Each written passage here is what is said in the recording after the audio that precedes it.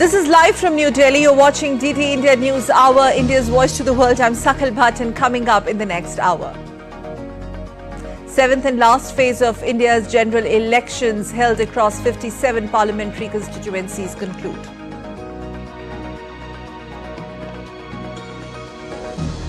US President Joe Biden urges Hamas to accept a new Israeli proposal to end conflict in Gaza. Says, and I quote, "It's time for this war to end," unquote. Hamas responds positively. US Defense Chief Austin pushes for peaceful resolution of disputes through dialogue and not through punishment. Japan Defense Minister raises concerns over Indo-Pacific security environment. State set for mega UEFA Champions League final as Real Madrid will take on Germany's Borussia Dortmund in summit clash at Wembley Stadium.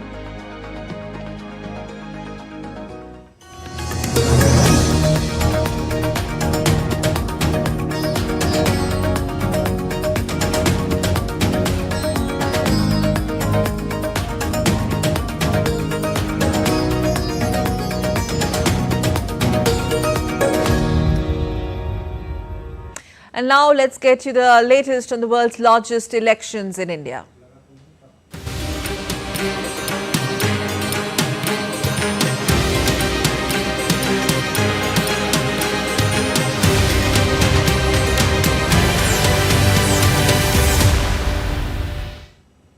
Polling for seventh and final phase of India's parliamentary polls was held across 57 constituencies in 8 states and union territories. Voting took place on all 13 seats of Punjab, 4 of Himachal Pradesh, 13 constituencies of Uttar Pradesh, 9 in West Bengal, 8 in Bihar, 6 in Odisha and 3 seats in Jharkhand besides the union territory of Chandigarh. Polling for the remaining 42 assembly constituencies of the Odisha State Legislative Assembly also took place simultaneously. Counting of votes will take place on 4th of June.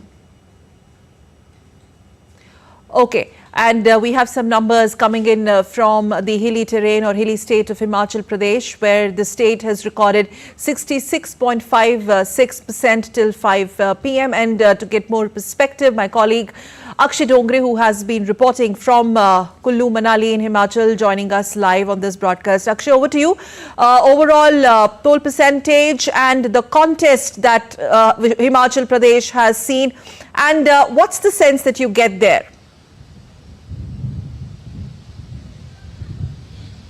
Well, yes, absolutely. It was a fiercely contested election, Sakal. In fact, as far as the top leadership of both the Bharatiya Janata Party and the Congress Party are concerned, they were all in as far as this election is concerned. We saw Prime Minister to Union Home Minister, External Affairs Minister, Union Transport Minister, to Party President JP Nadda from the BJP side, and from the Congress side, Mallikarjun Kharge, the President of the Indian National Congress, to Priyanka Gandhi, all giving it all as far as the campaigning is concerned. Now, what is at stake here is not just the 4 parliamentary constituencies, but also the future of the Himachal Pradesh government as well, because right now the Congress Party is only sitting at fence with 50% of MLAs in the Legislative Assembly, whereas 34 seats have about 25 MLAs from the BJP, 3 independent who are in the opposition, and 6 seats are there for by-election, which went for polls today as well. And that is what is at stake, because the BJP is trying to sweep the state both in the parliamentary constituencies as well as the legislative by-elections to come at odds with the Congress Party that has 34 seats as well. So both of them, both of the Congress and the BJP have been giving it all as far as the polling process is concerned, as far as the campaigning is concerned, and now that the polling process has ended, we can see some good result in terms of turnout as well. As of now, the state of Himachal Pradesh has polled about 66%, and this is the figure that we have gotten from the Election Commission of India's website of about 5 p.m. And it is expected to be updated. The last time around, the polling percentage was at 71%, significantly higher from the 2014 elections, which was at 64%. So we can expect some more revision in the turnout, and the turnout to significantly go up as well. Yes, some VVIP candidates plus a linear fight between the ruling dispensation and the opposition. Do you think there has been a sense of anti-incumbency for the ruling dispensation? Well, in a way, but not at the national level, Sakal, at perhaps the local level, because Okay. there were certain promises that were made by the Congress party during the legislative assembly elections, which have not been fulfilled yet. And right now we are seeing a crisis as far as political instability is concerned in the state. So certain people were two mind about continuing with the same government as far as the by-elections are concerned. So we can see some changes there, because all of the 6 by-election seats were held by the Congress party. All the 6 Congress MLAs have now joined the BJP. They have contested from all of these 6 seats. So that was a sort of an anti-incumbency that we could see. At the national level, as far as the candidates are concerned, then Mandi is a highly contested seat. The polling percentage is also the highest here in the state. We see Kangana Ranaut contesting against Vikramaditya, who is a son of Raja Veerbhadra Singh, the longest serving chief minister of the state, Yes. who served for 21 years. Now, his mother is the member of parliament from the constituency of Mandi, Pratibha Singh, and that is what the question was about, local versus an outsider, where the Congress party tried to label Kangana Ranaut as a Bollywood star, as an outsider, but it remains Right. to be seen that what the people of Himachal have decided when the results come out on 4th of June. Yes, and for that we'll have to wait for a few days more. Thank you very much, Akshay, for joining us live from Kullu. And let's quickly go across live to Bihar, from where Salman Haider joins us. Salman, 8 important seats in affray there. Give us a sense of the fight that Bihar has seen so far, and an overall on the voting percentage today. Good evening, Sakal. Good evening. Actually, the pattern of voting is not very much different from past 6 phases. But highest polling has been recorded in Patliputra constituency, which comprises mainly rural areas of Patna, as you know. And there 58.86% polling has been recorded as of 5 p.m. today. And it can marginally go up also because final figure is yet to come. But in overall, nearly 49% on an average has been recorded in Patna. 8 seats of Bihar today. So the voting pattern remains the same, but contest may be interesting in some places like Okay. Patliputra, Karakat, Ara, and Buxar. And you know, Buxar is a highly contested seat. It has become because one IPS officer is running elections there, and another Mithilesh Tiwari has been brought about by BJP, replacing Ashwini Chaubey, who was former minister. So these are the things.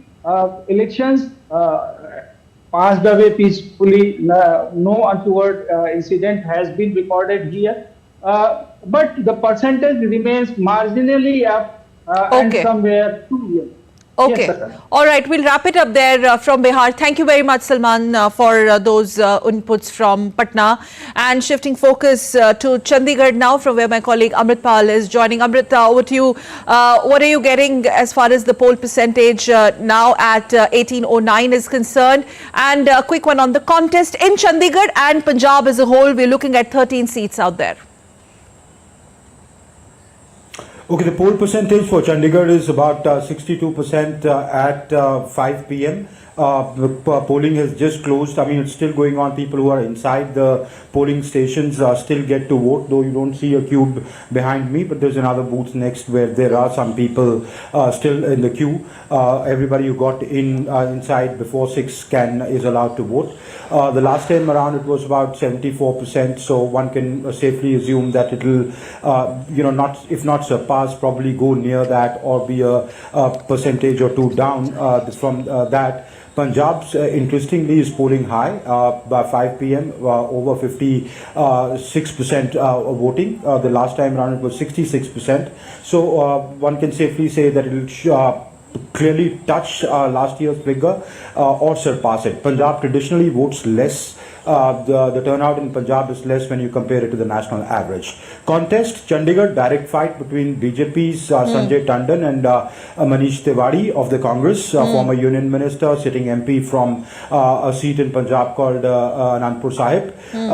So direct contest between them, tough fight, close contest, because here in Chandigarh the Aam Aadmi Party and the Congress are contesting it together as part of the Indy bloc. The situation is not that in Punjab.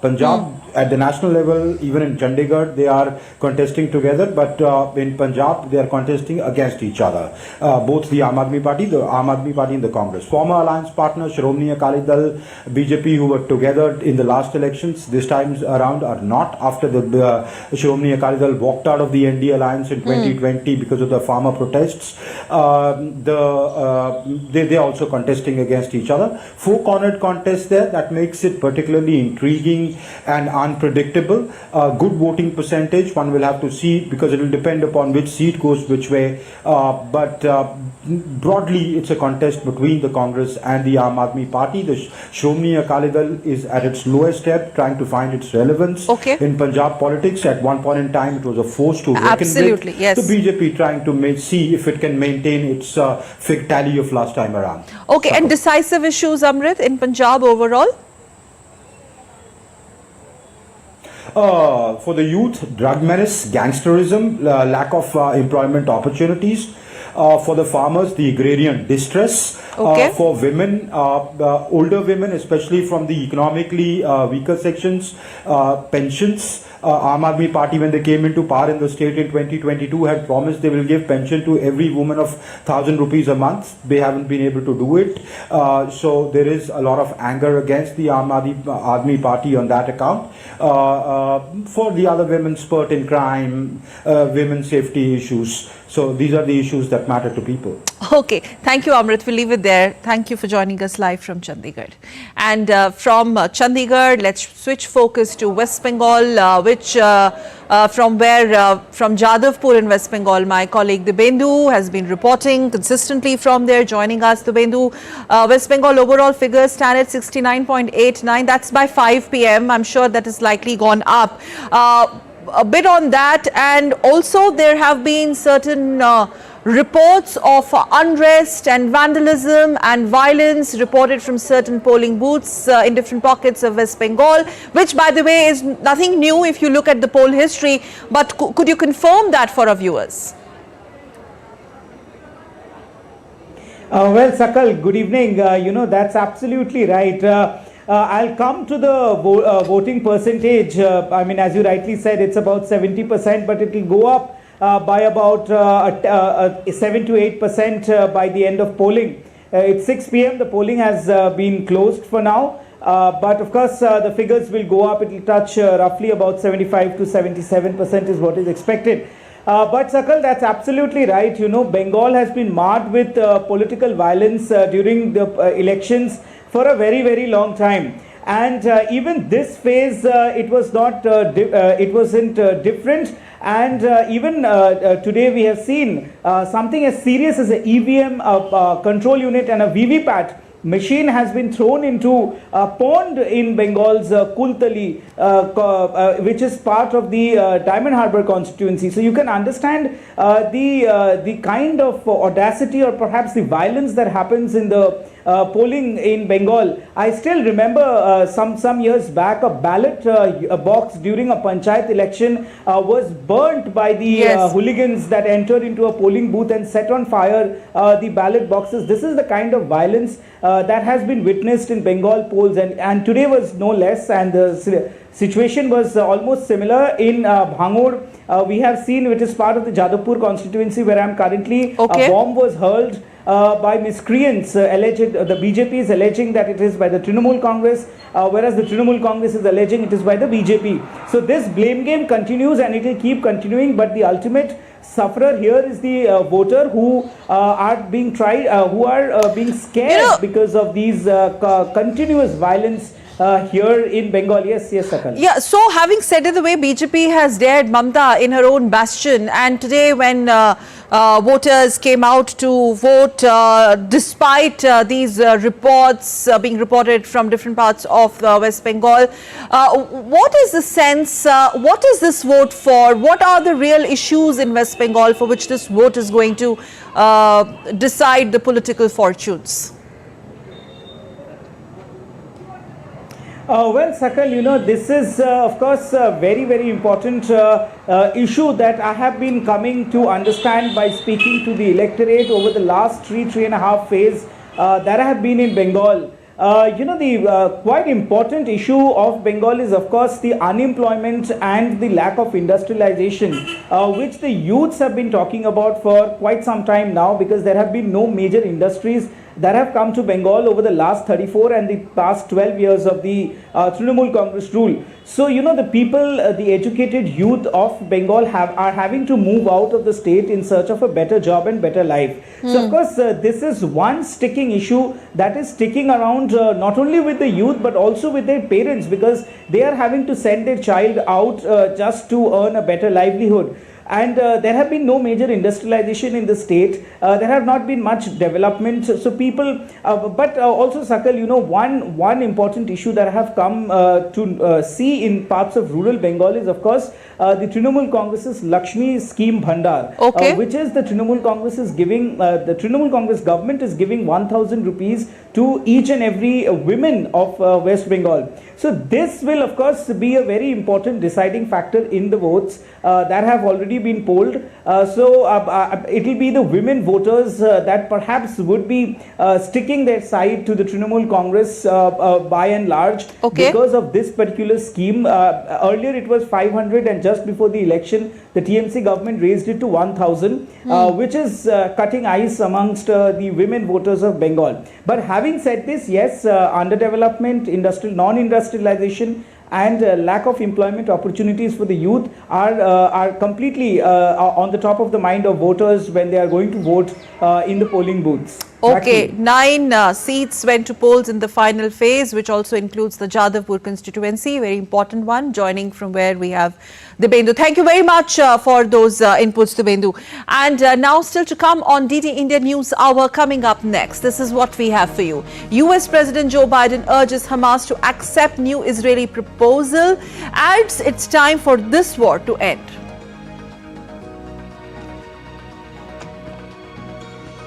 Britain's Labour Party launches Battle Bus campaign in London.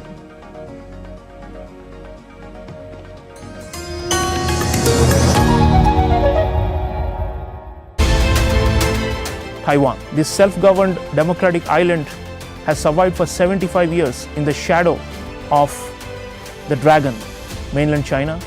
The question is, will it be able to survive? Will it be able to maintain its existence? For Taiwan, a victory by China would be obviously catastrophic. For China, a defeat, a military defeat where they were not able to reunify Taiwan by force, equally catastrophic for the Xi Jinping, with Coterie in particular, but for the Communist Party of China in general.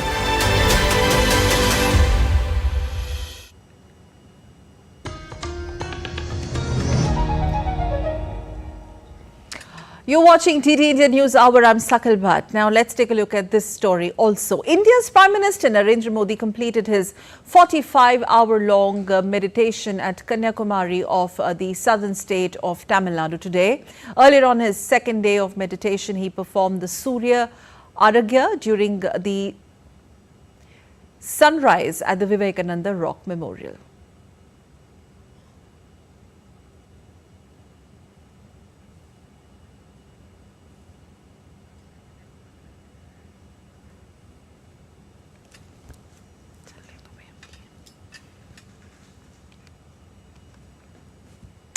A 45-hour-long meditation by India's Prime Minister Narendra Modi comes to end. This was performed at India's southernmost tip, Kanyakumari, in the southern state of Tamil Nadu.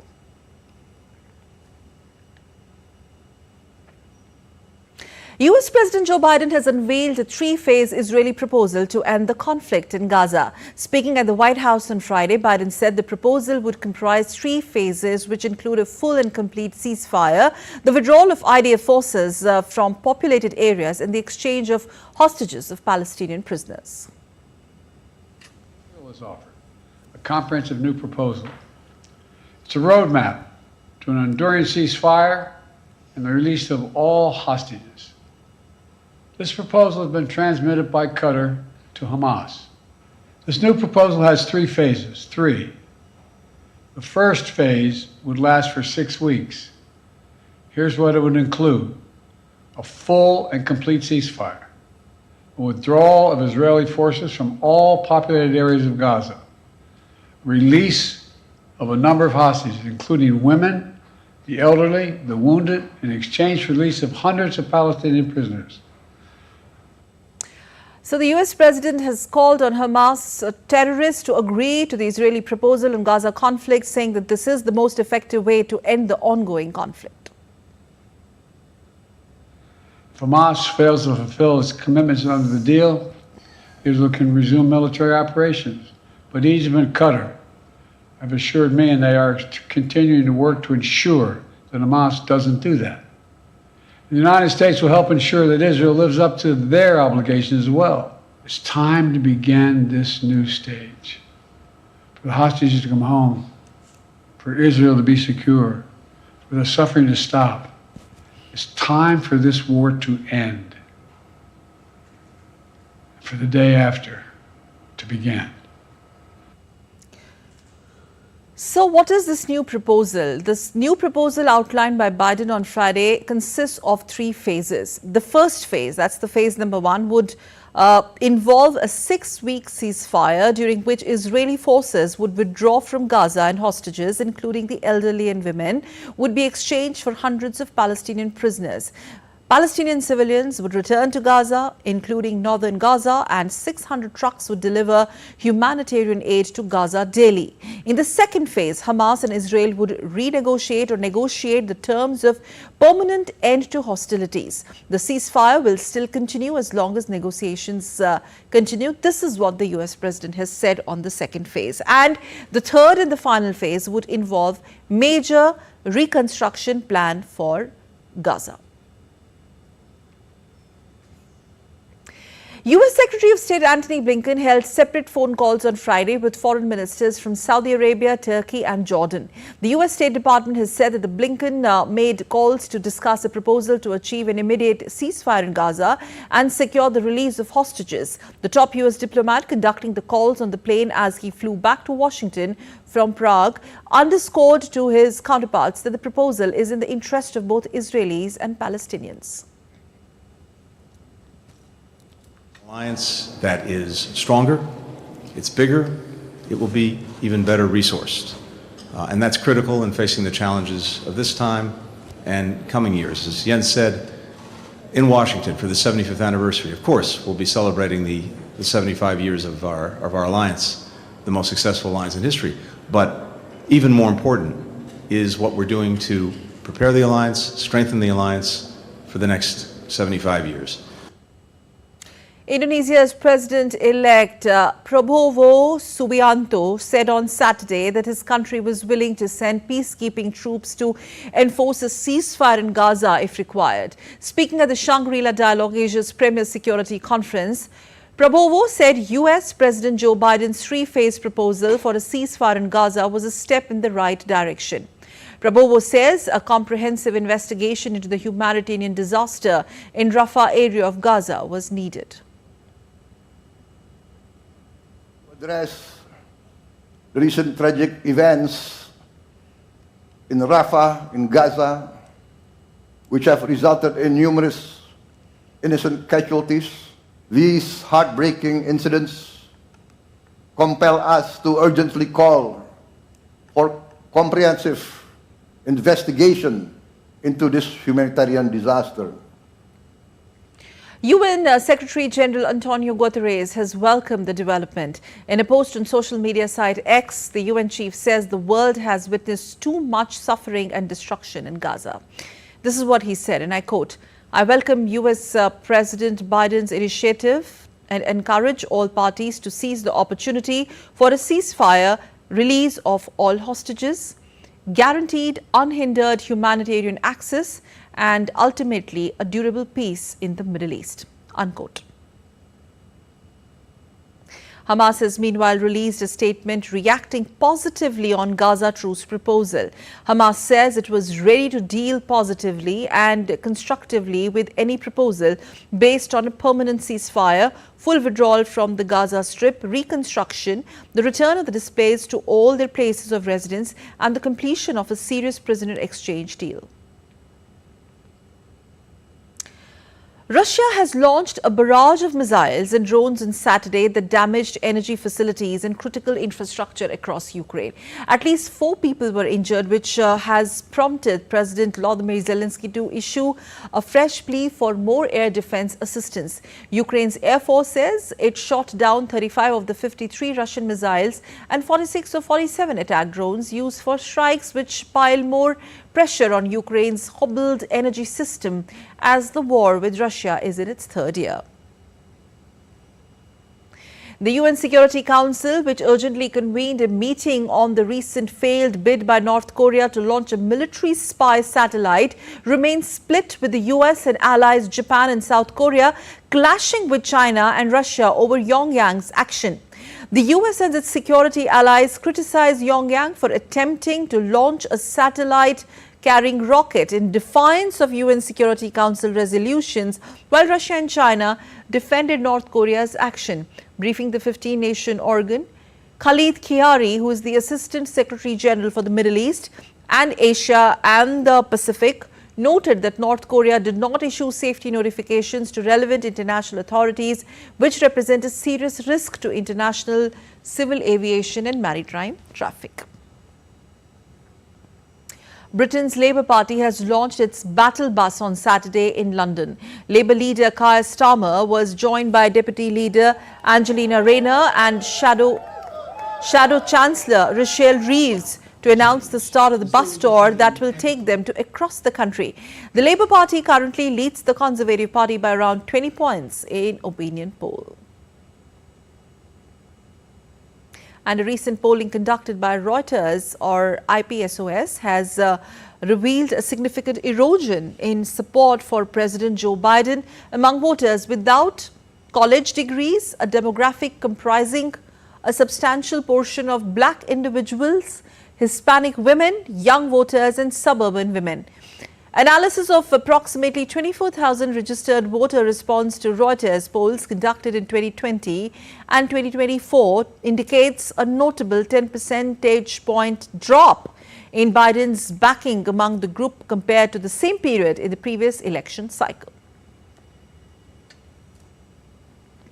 Former US President Donald Trump would appeal the guilty verdict that made him the first US president convicted of a crime. Now, Trump repeated his complaints at the Trump Tower lobby in Manhattan that the trial was rigged. Attempt to hobble his comeback White House bid, and warned that it showed no American was safe from politically motivated prosecution. Trump was found guilty of 34 criminal counts of falsifying documents to cover up a hush money payment to adult star in 2016 elections in which he defeated Democrat Hillary Clinton. Different things. He wouldn't allow us to have witnesses. He wouldn't allow us to talk. He wouldn't allow us to do anything. And when we wanted to do things, he wouldn't let us do those things. But when the government wanted something, they got everything. They got everything they wanted. It was a rigged trial. Rigged trial by Biden. That's the charge Trump always comes up with. But still to come on DD India News Hour. Coming up next, as South Africa tallies votes, the vote share of the governing African National Congress continues to decline. And Ukrainian President Volodymyr Zelensky arrives in Singapore for Shangri-La dialogue. Canada Defence Minister warns China against meddling in its elections.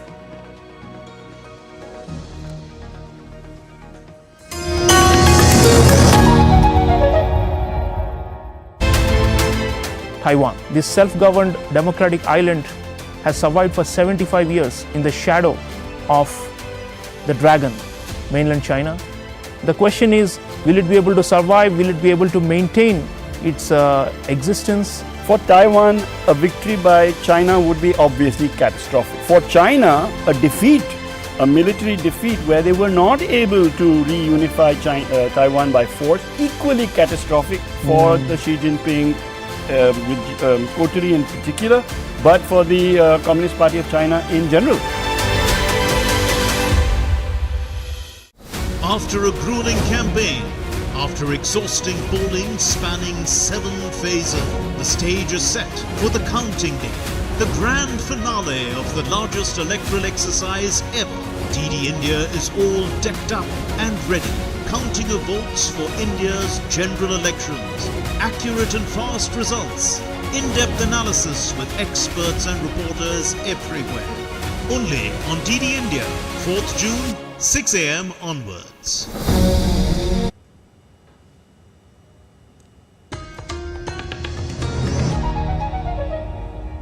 You're watching DD India News Hour. I'm Sakal Bhatt, and now, before we move on, let's do a quick recap of the headlines at this hour.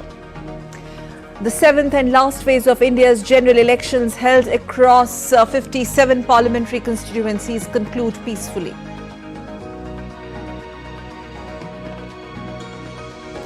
US President Joe Biden urges Hamas to accept a new Israeli proposal to end conflict in Gaza, says it's time for the war to end. Hamas responds positively.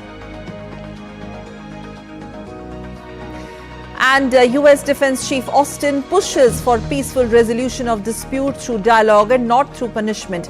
Japan Defense Minister raises concern over Indo-Pacific security environment. US Defense Secretary Lloyd Austin on Saturday tried to refocus attention on China's threat in the Indo-Pacific. He sought to alleviate concerns that conflicts in Ukraine and Gaza have detracted from America's security commitments in Asia. Austin, who was speaking at the annual Shangri-La Dialogue Security Summit in Singapore, met his Chinese counterpart Dong Jun on Friday in a bid to cool friction over issues from Taiwan to China's military activity in the South China Sea. And America will continue to play a vital role in the Indo-Pacific. Together with our friends across the region that we share. In the United States, across the United States government, across our political landscape, you'll find a strong and bipartisan commitment to the Indo-Pacific. Now, critics and propagandists will still oppose the principles that drive convergence. They will continue to reject the rule of law, and they will try to impose their will through coercion and aggression. Japanese Defense Minister Minoru Kihara also met with the French counterpart Sébastien Lecornu on the sidelines of the Shangri-La Dialogue in Singapore. And Japan's Defense Minister Kihara Minoru on Saturday also said that the security of the Indo-Pacific region is not optimistic, citing rising military tensions, disinformation and risks of regional emergencies. In his debut address at the Shangri-La Dialogue in Singapore, the Japan's Defense Minister issued warning about growing possibility of simultaneous crises erupting in the Indo-Pacific and beyond.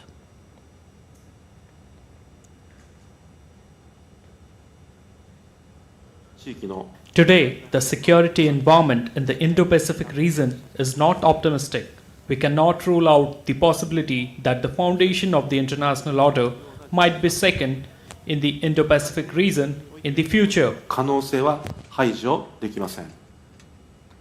Japanese Defense Minister Minoru Kihara and his Chinese counterpart Dong Jun held bilateral talks on the sidelines of the Shangri-La dialogue in Singapore.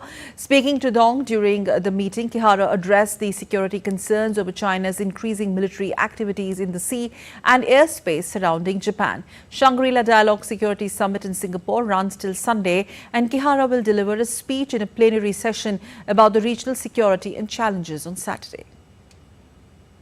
Actually raised that concern of foreign interference and all the manifestations that it might take, including interference in our institutions, including our elections, but also actions of coercion against Chinese diaspora in Canada. They're our citizens. We have a responsibility to protect them, and we're going to.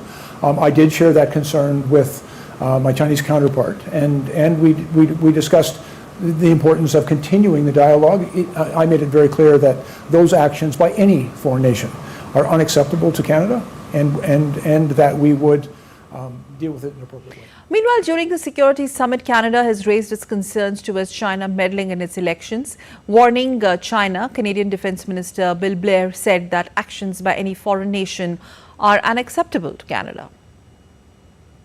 Raised that concern of foreign interference and all the manifestations that it might take, including interference in our institutions, including our elections, but also actions of coercion against Chinese diaspora in Canada. They're our citizens. We have a responsibility to protect them, and we're going to. I did share that concern with my Chinese counterpart, and we discussed the importance of continuing the dialogue. I made it very clear that those actions by any foreign nation are unacceptable to Canada, and that we would deal with it in an appropriate way.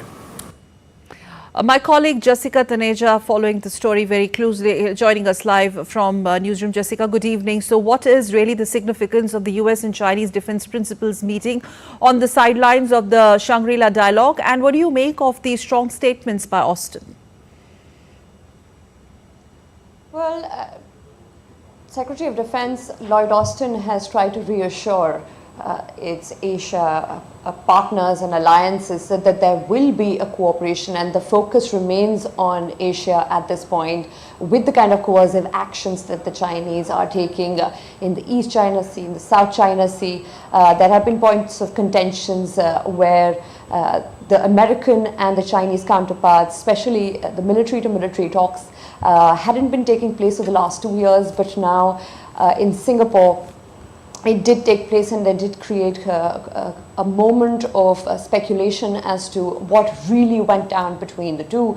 Remember, the discussions and military-to-military talks were halted briefly between the two when the then House Speaker, US House Speaker Nancy Pelosi, had made a visit to Taiwan, where yes. China had expressed its displeasure over it. And you would recall the military exercises on the Taiwan Strait at that point in time, something similar to what is being witnessed at this point at the Taiwan Strait with the re-election of the Democratic People's Party and the swearing in of Lai Ching-te.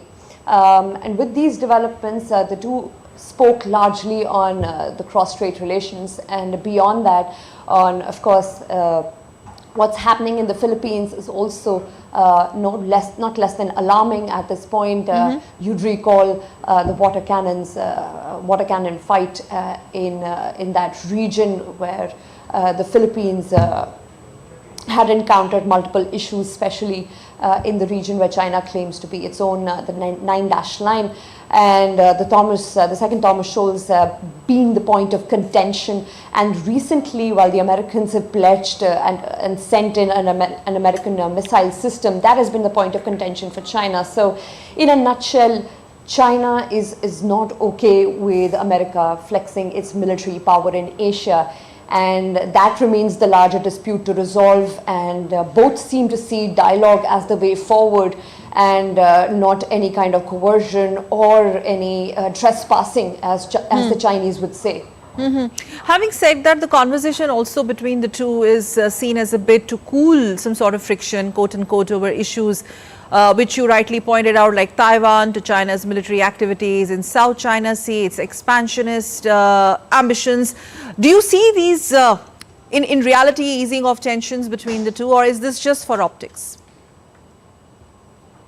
Well, difficult to decipher whether this is just for optics or not, because if you see the relationship between the two has been fraught for some time now, and we only started seeing some ease.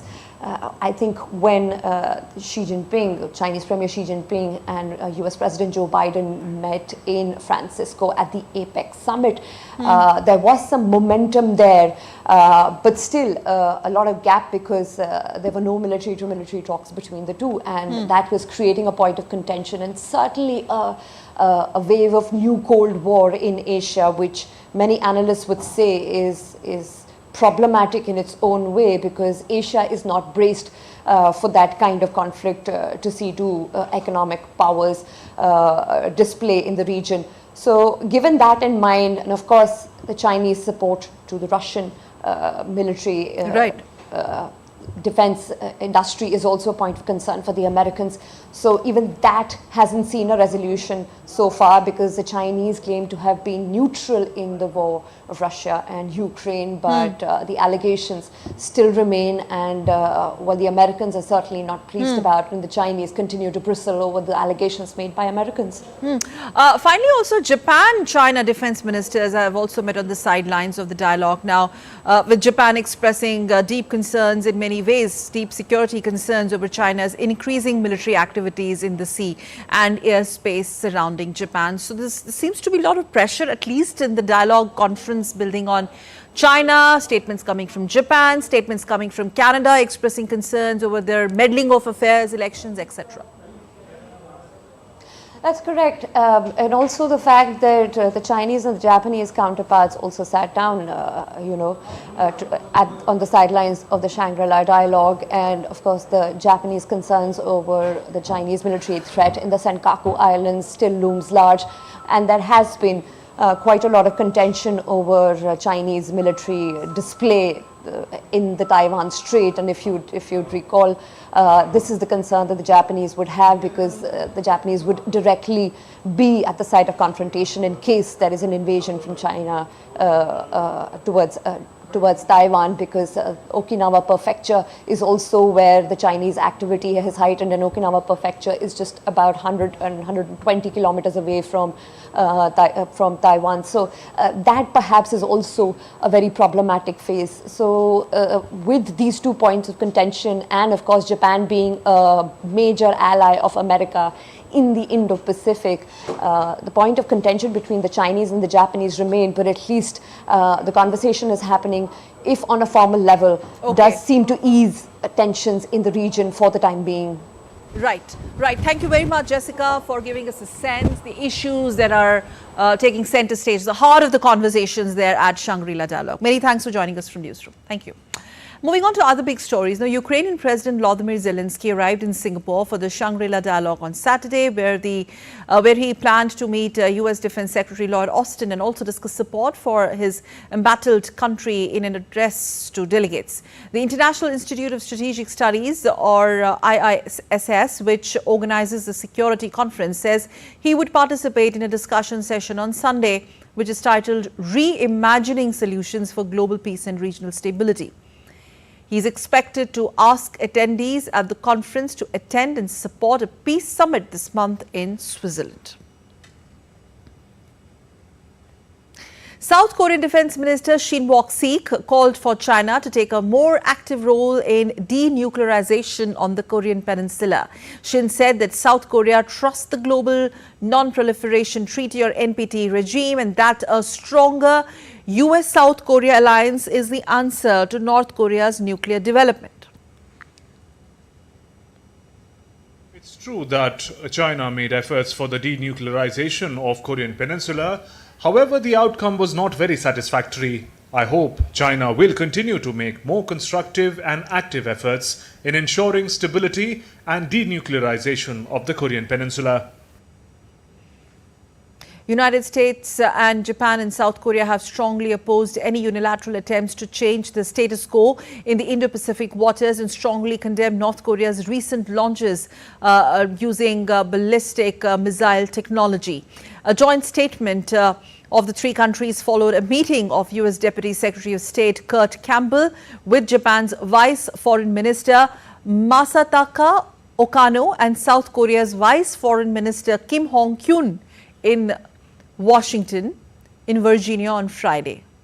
According to media reports, the officials agreed to continue close coordination on North Korea and other challenges to regional and global stability, with a plan to set up a new coordinating body to further align their policies. U.S. Deputy Secretary of State Campbell, ahead of the meeting at his farmhouse, said that the envisioned body will likely to be a secretariat of some kind. The vote share of South Africa's governing African National Congress slipped further to just over 40% after this week's parliamentary polls, with results in from almost all polling stations, according to the Electoral Commission's website. With results from 97% of voting centres, the ANC stood at 40.14%, a precipitous drop from the 57.5% it secured in the last national election in 2019. The main opposition party, the Democratic Alliance, was at 21.7%, while Mokohonto,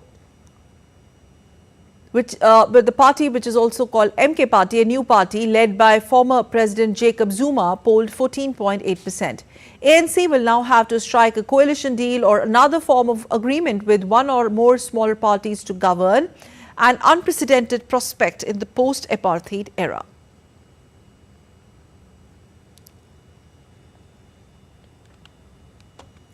So still to come on DD India News Hour. Coming up next, all the action lined up for soccer lovers, because it's Real Madrid versus Borussia Dortmund in UEFA Champions League Finals 2024. Real Madrid looks for a record-extending 15th European Cup. And a river cleanup drive organized in Nepal to clean the river from plastic pollution.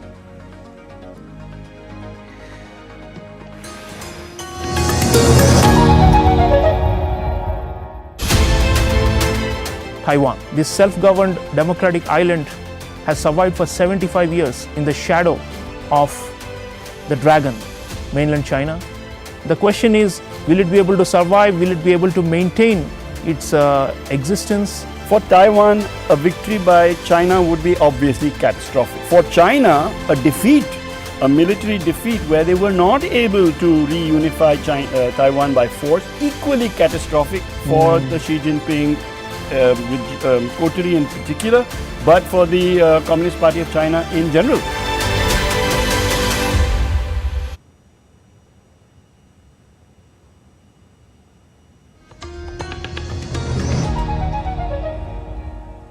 You're watching DD India News Hour. I'm Sakal Bhatt, and let's move on.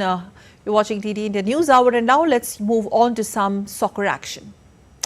So in sports, the top story, the stage is set for the mega UEFA Champions League finals. At 14-time champions Real Madrid will lock horns with Germany's Borussia Dortmund in the summit clash at Wembley Stadium.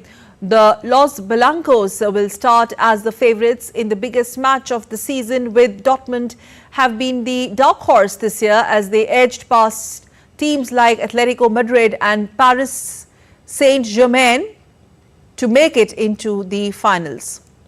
Now it is going to be the last club match for Madrid legend Toni Kroos, who has announced his retirement after Euros. Meanwhile, veteran Marco Reus will also bid adieu to Dortmund after the UCL final.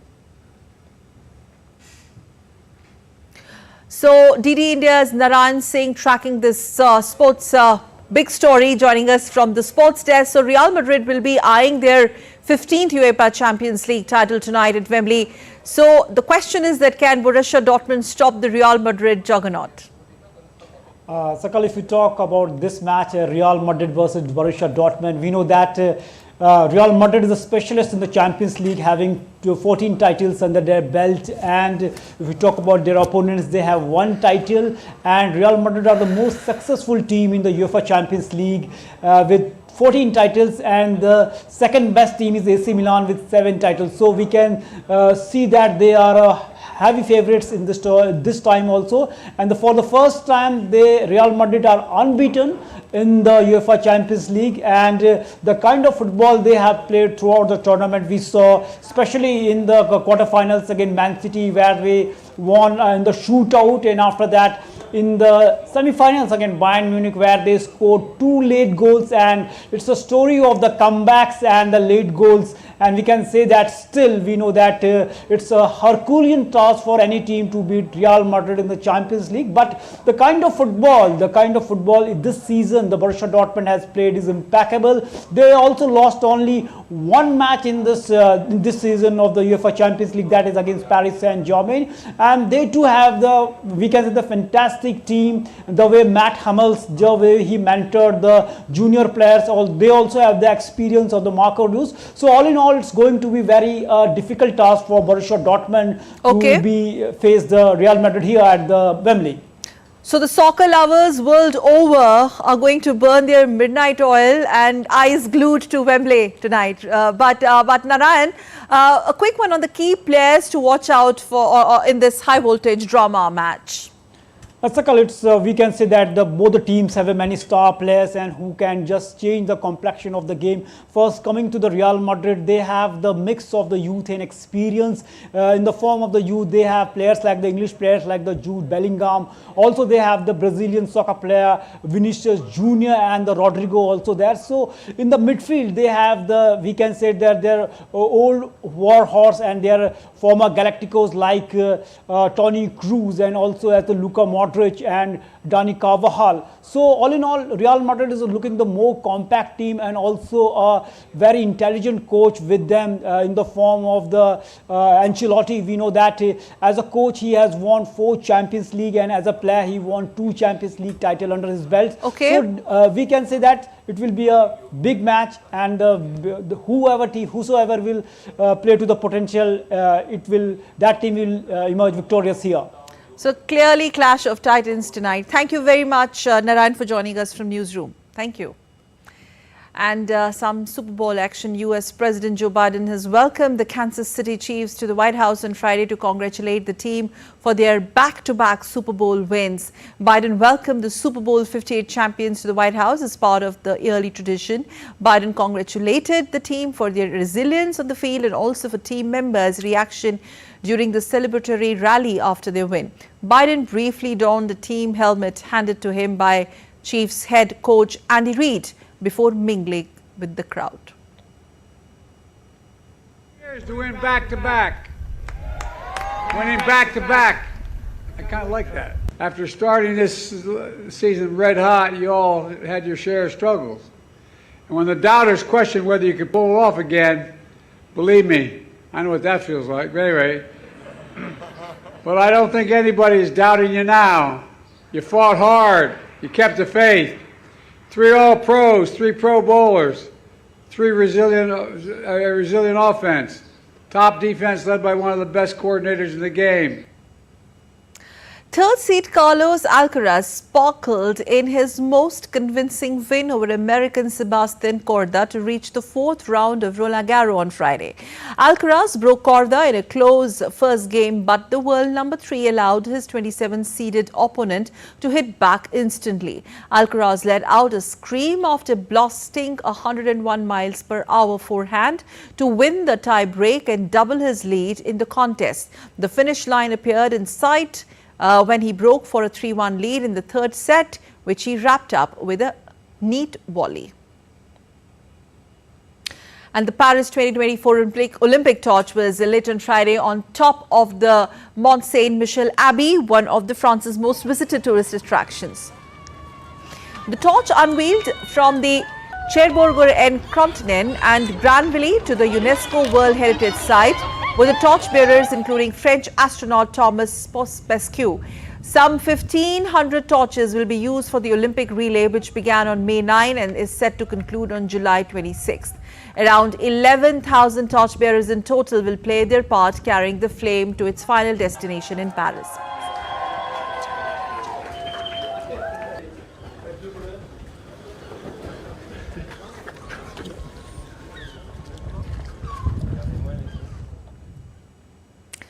Some news coming in from Nepal. A river cleanup campaign was organized in Nepal to clean the river from plastic pollution. To clean river Sunkosi in the Bagmati province of Nepal, 134 volunteers participated in river cleanup campaign organized by Project CAP. Various stakeholders from different backgrounds also participated in this river cleanup campaign from the Sunkosi river banks and waste hotspots.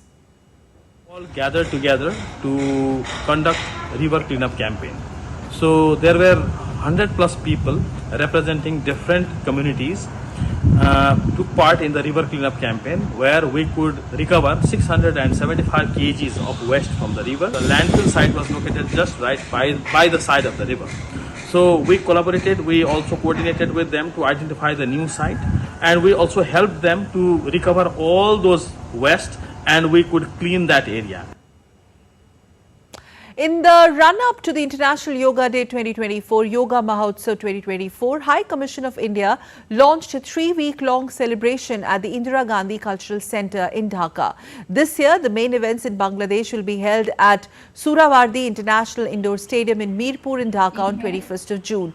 The theme for the International Yoga Day 2024 is Yoga for Women Empowerment. The purpose is to spread yoga as a global movement with a focus on improving women's health and well-being as well as world peace and health. That's all in this edition of DD India News Hour, but let us know your thoughts on the news of the day. And for those on the go, you can get all the latest news and updates from India and across the world on DD India mobile app. The app is available on both Android and iOS platforms. Scan the QR code on the screen to download now. So we will be back with more news as it breaks here on DD India. I'm Sakal Bhatt from all of us here in Delhi. Thanks for watching DD India Live. Thank you.